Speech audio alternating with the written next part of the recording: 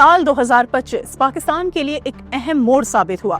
Field marshal Asim Munir کی قیادت میں پاکستان نے روایتی دفاعی حکمت عملی سے آگے بڑھ کر عالمی فوجی سفارتکاری میں ایک نیا کردار ادا کیا۔ ان کی قیادت میں پاکستان نے خود کو نہ صرف ایک دفاعی طاقت کے طور پر بلکہ ایک عالمی مڈل پاور ملٹی الائز کے طور پر متعارف کرایا، یعنی پاکستان نے عالمی اور علاقائی طاقتوں کے ساتھ شراکت داریوں میں توازن رکھا اور عالمی سطح پر اپنی جگہ کو مستحکم کیا۔ عاصم منیر نے اپنی فوجی قیادت میں اس بات کو یقینی بنایا کہ پاکستان اپنے قومی مفادات کے ساتھ سمجھوتا کیے بغیر عالمی سفارتکاری میں فعال کردار ادا کرے۔ عاصم منیر نے عالمی طاقتوں کے ساتھ پاکستان کے تعلقات میں ایک نیا رخ اپنایا۔ امریکہ، چین، ترکی، سعودی عرب، ایران اور دیگر ممالک کے ساتھ پاکستان نے نہ صرف دفاعی تعلقات کو مستحکم کیا بلکہ اقتصادی اور سیاسی تعلقات بھی بڑھائے۔ پاکستان کی فوجی قیادت نے ثابت کیا کہ ملک ایک مستحکم اور پائیدار اتحادی کے طور پر دنیا کے مختلف خطوں میں اپنے آپ کو منوا سکتا ہے۔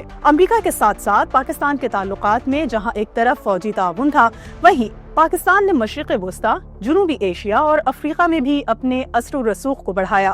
سب سے اہم اور تاریخی پیش رفت 2025 میں سعودی عرب اور پاکستان کے درمیان اسٹریٹجک دفاعی معاہدہ تھا۔ دونوں ممالک نے یہ معاہدہ کیا کہ اگر ایک پر حملہ کیا جائے گا تو دوسرے پر حملہ سمجھا جائے گا۔ یہ معاہدہ صرف ایک علامتی بات نہیں تھی بلکہ یہ پاکستان کی عالمی سطح پر ایک دفاعی طاقت کے طور پر شناخت کا مظہر تھا۔ فیلڈ مارشل عاصم منیر کی قیادت میں پاکستان نے نہ صرف اپنی فوجی صلاحیتوں کو بڑھایا بلکہ اس معاہدے کے ذریعے عالمی سطح پر خود کو ایک مستحکم دفاعی اتحادی کے طور پر متعارف کرایا۔ 2025 میں ایران اور اسرائیل کے درمیان بڑھتی ہوئی کشیدگی پاکستان کے لیے ایک اہم چیلنج بنی۔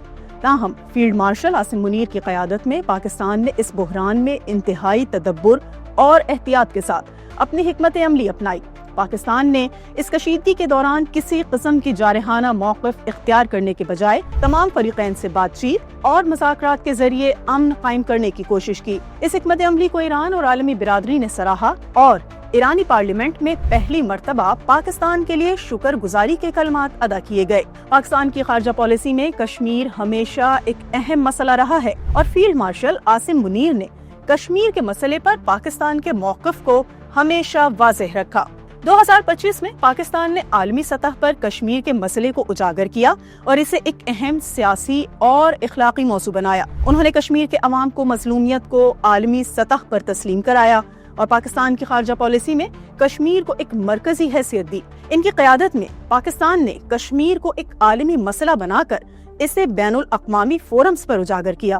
فیلڈ مارشل عاصم منیر کی قیادت میں پاکستان نے عالمی سطح پر فوجی اعزازات اور تسلیمات حاصل کی۔ ترکی، سعودی عرب، بحرین، اردن اور آذربائیجان جیسے ممالک سے پاکستان نے اعلیٰ فوجی اعزازات حاصل کیے جو نہ صرف فیلڈ مارشل عاصم منیر کی صلاحیتوں کا اعتراف تھا بلکہ پاکستان کے بڑھتے ہوئے عالمی دفاعی اثرات کا مظہر بھی تھا۔ یہ اعزازات پاکستان کی فوج کے لیے ایک سنگ میل کی حیثیت رکھتے ہیں اور یہ ظاہر کرتے ہیں کہ پاکستان کی فوج دنیا بھر میں ایک ذمہ دار، پروفیشنل اور مستحکم فوج کے طور پر جانی جاتی ہے۔ فیلڈ مارشل عاصم منیر کی قیادت میں پاکستان نے عالمی بحرانوں میں ہمیشہ توازن برقرار رکھا، چاہے وہ مشرق وسطی کی کشیدگی ہو، کشمیر کا مسئلہ ہو یا ایران اور اسرائیل کی کشیدگی۔ پاکستان نے ہر مسئلے میں ذمہ داری اور حکمت کے ساتھ اپنی پوزیشن پیش کی۔ پاکستان نے ہمیشہ اپنی خود مختاری اور اصولوں پر سمجھوتا کیے بغیر عالمی بحرانوں میں اپنے کردار کو فعال اور مثبت رکھا۔ فیلڈ مارشل عاصم منیر کی قیادت میں پاکستان نے عالمی فوجی سفارتکاری کے میدان میں